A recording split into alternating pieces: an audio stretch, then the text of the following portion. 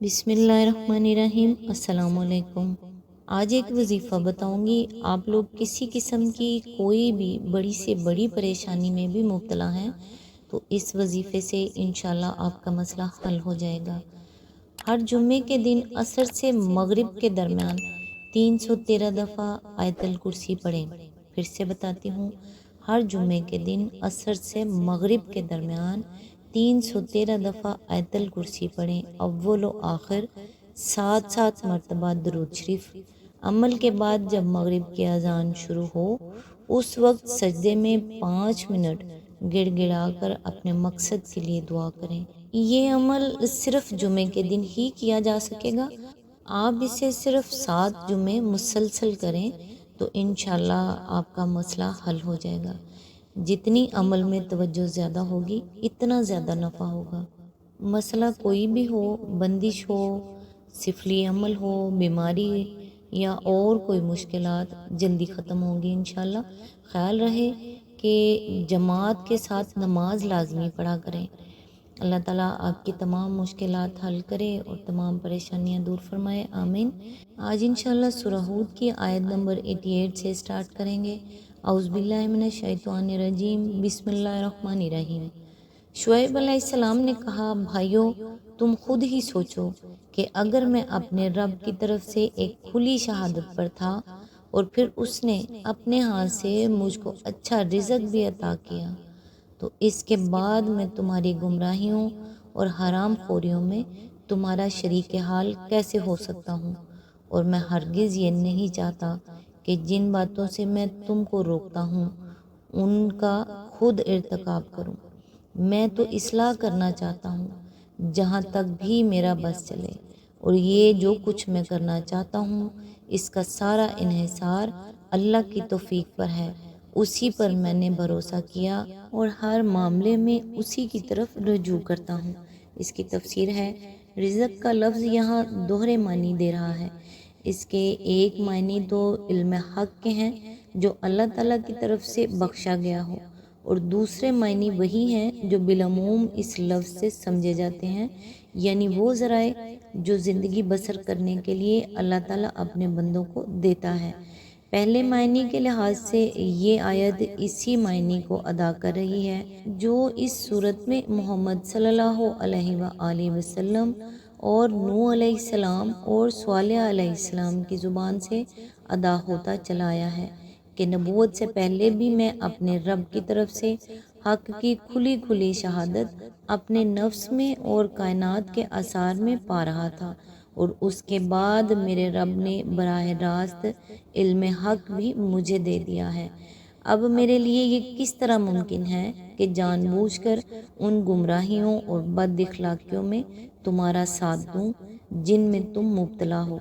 اور دوسرے معنی کے لحاظ سے یہ آیت اس طعنے کا جواب ہے جو ان لوگوں نے شعیب علیہ السلام کو دیا تھا کہ بس تم ہی تو ایک عالی ظرف اور راست باز آدمی رہ گئے ہو۔ اس تند و ترش جملے کا یہ ٹھنڈا جواب دیا گیا ہے کہ بھائیو، اگر میرے رب نے مجھے حق شناس بصیرت بھی دی اور رزق حلال بھی عطا کیا ہو تو آخر تمہارے طعنوں سے یہ فضل غیر فضل کیسے ہو جائے گا؟ آخر میرے لیے یہ کس طرح جائز ہو سکتا ہے کہ جب خدا نے مجھ پر یہ فضل کیا ہے تو میں تمہاری گمراہیوں اور حرام خوریوں کو حلال کہہ کر اس کی ناشکری کروں؟ یعنی میری سچائی کا تم اس بات سے اندازہ کر سکتے ہو کہ جو کچھ دوسروں سے کہتا ہوں اسی پر خود عمل کرتا ہوں۔ اگر میں تم کو غیر اللہ کے آستانوں سے روکتا اور خود کسی آستانے کا مجاور بن بیٹھا ہوتا تو بلا شبہ تم یہ کہہ سکتے تھے کہ اپنی پیری چمکانے کے لیے دوسری دکانوں کی ساکھ بگاڑنا چاہتا ہے۔ اگر میں تمہیں حرام کے مال کھانے سے منع کرتا اور خود اپنے کاروبار میں بے ایمانیاں کر رہا ہوتا تو ضرور تم یہ شبہ کر سکتے تھے کہ میں اپنی ساکھ جمانے کے لیے ایمانداری کا ڈھول پیٹ رہا ہوں، لیکن تم دیکھتے ہو کہ میں خود ان برائیوں سے بچتا ہوں جن سے تمہیں منع کرتا ہوں۔ میری اپنی زندگی ان دھبوں سے پاک ہے جن سے تمہیں پاک دیکھنا چاہتا ہوں۔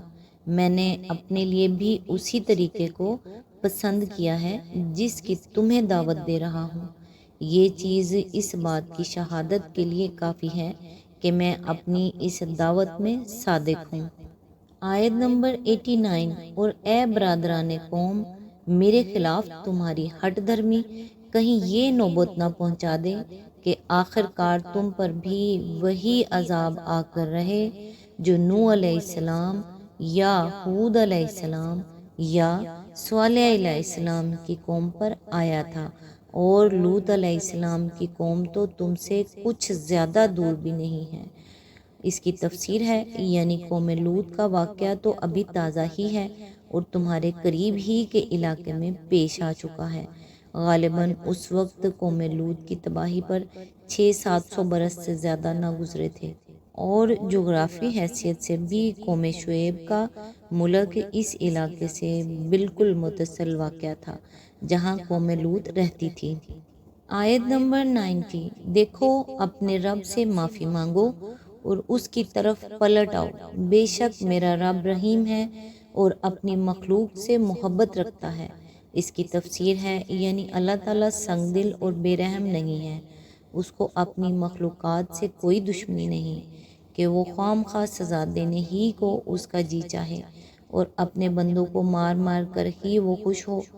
تم لوگ اپنی سرکشیوں میں جب حد سے گزر جاتے ہو اور کسی طرح فساد پھیلانے سے باز ہی نہیں آتے تو تب وہ بادل نخواستہ تمہیں سزا دیتا ہے، ورنہ اس کا حال تو یہ ہے کہ تم خواہ کتنے ہی قصور کر چکے ہو، جب بھی اپنے افعال پر نادم ہو کر اس کی طرف پلٹو گے، اس کے دامن رحمت کو اپنے لیے وسیع پاؤ گے، کیونکہ اپنی پیدا کی ہوئی مخلوق سے وہ بے پایہ محبت رکھتا ہے۔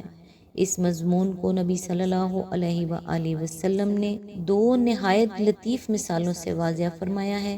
ایک مثال تو آپ نے یہ دی ہے کہ اگر تم میں سے کسی شخص کا اونٹ ایک بے آب و گیا صحرا میں کھویا گیا ہو اور اس کے کھانے پینے کا سامان بھی اسی اونٹ پر ہو اور وہ شخص اس کو ڈھونڈ ڈھونڈ کر مایوس ہو چکا ہو، یہاں تک کہ زندگی سے بے آس ہو کر ایک درخت کے نیچے لیٹ گیا ہو، اور عین اس حالت میں یکا یک وہ دیکھے کہ اس کا اونٹ سامنے کھڑا ہے، تو اس وقت جیسی کچھ خوشی اس کو ہوگی، اس سے بہت زیادہ خوشی اللہ کو اپنے بھٹکے ہوئے بندے کے پلٹ آنے سے ہوتی ہے۔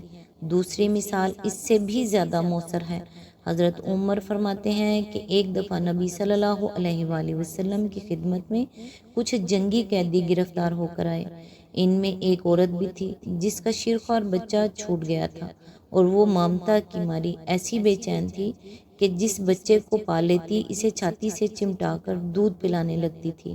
نبی صلی اللہ علیہ وآلہ وسلم نے اس کا حال دیکھ کر ہم لوگوں سے پوچھا، کیا تم لوگ یہ توقع کر سکتے ہو کہ یہ ماں اپنے بچے کو خود اپنے ہاتھوں آگ میں پھینک دے گی؟ ہم نے عرض کیا، ہرگز نہیں، خود پھینکنا تو درکنار، وہ آپ گرتا ہو تو یہ اپنی حد تک تو اسے بچانے میں کوئی کسر اٹھا نہ رکھے گی۔ فرمایا، اللہ کا رحم اپنے بندوں پر اس سے بہت زیادہ ہے جو یہ عورت اپنے بچے کے لیے رکھتی ہے، اور ویسے بھی غور کرنے سے یہ بات بخوبی سمجھ میں آ سکتی ہے، وہ اللہ تعالیٰ ہی تو ہے جس نے بچوں کی پرورش کے لیے ماں باپ کے دل میں محبت پیدا کی ہے، ورنہ حقیقت یہ ہے کہ اگر خدا اس محبت کو پیدا نہ کرتا تو ماں اور باپ سے بڑھ کر بچوں کا کوئی دشمن نہ ہوتا، کیونکہ سب سے بڑھ کر وہ انہی کے لیے تکلیف دہ ہوتے ہیں۔ اب ہر شخص خود سمجھ سکتا ہے کہ جو خدا محبت مادری اور شفقت پدری کا خالق ہے، خود اس کے اندر اپنی مخلوق کے لیے کیسی کچھ محبت موجود ہوگی۔